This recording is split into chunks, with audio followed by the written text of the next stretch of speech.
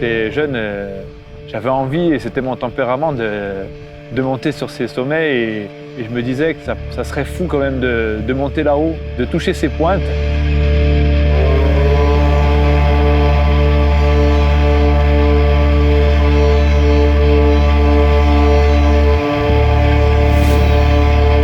C'est vrai que mes rêves ont commencé par rapport à ce fameux GR20 et à essayer de mettre la pierre à l'édifice.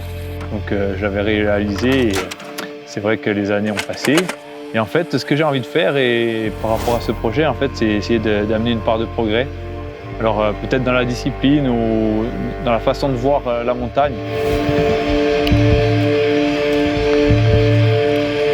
Quand je la voyais plus jeune, ça me paraissait fou de faire cette trace, et même impensable. Finalement, quand on y va, quand on touche du doigt, on se dit, il y a peut-être une discipline à mettre en avant, à peut-être inventer ou donner des idées peut-être aux autres pour essayer d'avancer. Donc c'est à partir de là que j'ai voulu faire ça, ce projet-là. Ce projet, moi je le voyais avec quelqu'un avec qui je pouvais partager les mêmes idées. Et Jean-François, c'était vraiment la personne qu'il fallait, qui a le même point de vue que moi, et il a un passé maintenant de trailer et surtout de montagnard. Il a une très bonne connaissance du terrain, et je pense que c'était l'élément idéal, le partenaire de cordée idéal pour aller au bout.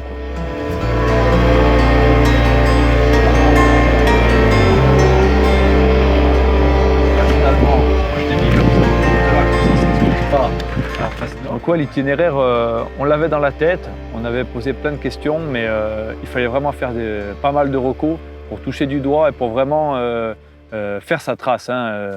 Se dire, on passe là, est-ce qu'on passe, est-ce qu'on y arrive, avec quel matériel? En fait, on a décidé de jongler avec les faces nord, les faces sud, pour trouver une ligne, pour ne pas avoir besoin d'utiliser du matériel. Enfin, on cherchait vraiment la limite pour garder vraiment un esprit d'alpi-running.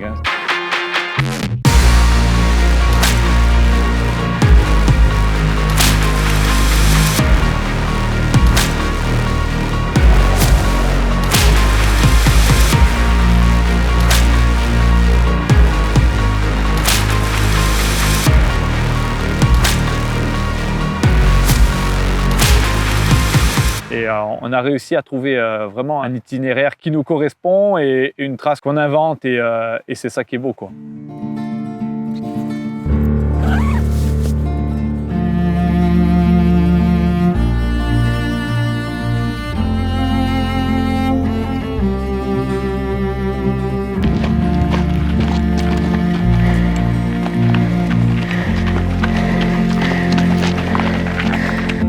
Premier sommet de la journée.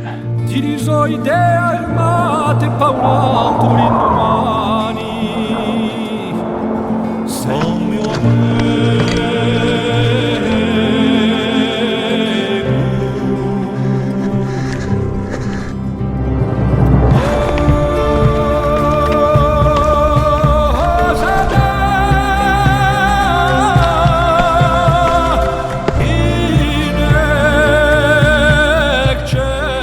Sacré chantier.